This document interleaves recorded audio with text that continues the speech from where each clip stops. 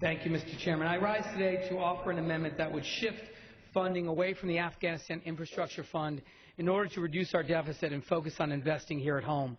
This bill appropriates $270 million to the Afghanistan Infrastructure Fund over the next year.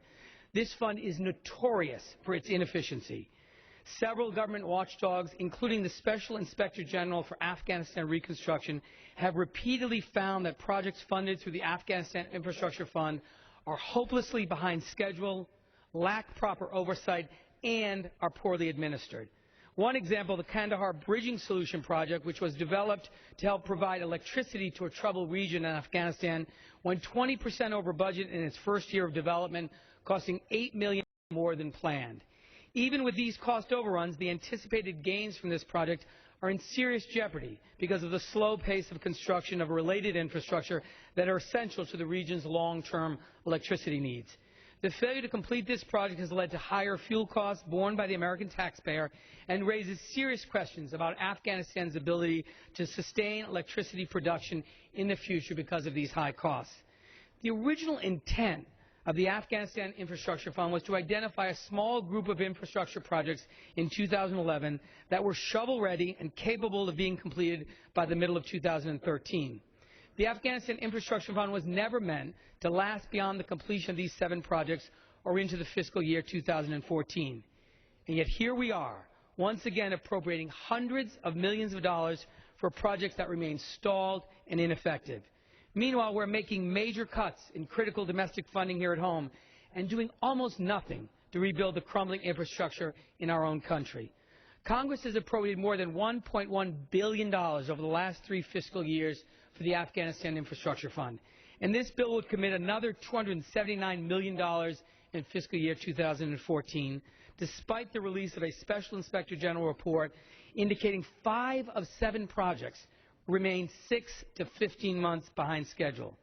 The same report also concluded that, and I quote, Congress and the U.S. taxpayers do not have reasonable assurance, end quote, that projects completed using AIF funds would be sustained or made viable by the Afghan government after we leave.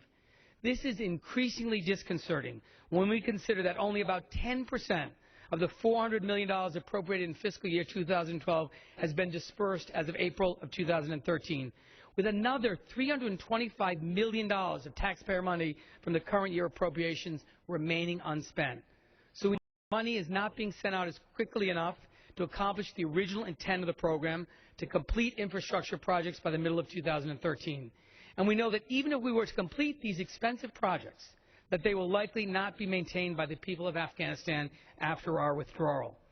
Knowing these facts, why should we provide an additional $279 million to this fund for next year? That is the definition of throwing good money after bad.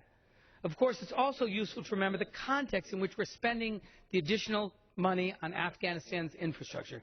These are incredibly difficult fiscal times here in our own country. Earlier today, we passed a rule for consideration of legislation that makes deep cuts to investments in domestic transportation and infrastructure. It eliminates the Tiger program to fund local transportation programs. It zeroes out our investments in high-speed rail and decreases funding to upgrade our airports and other FAA facilities by more than $500 million.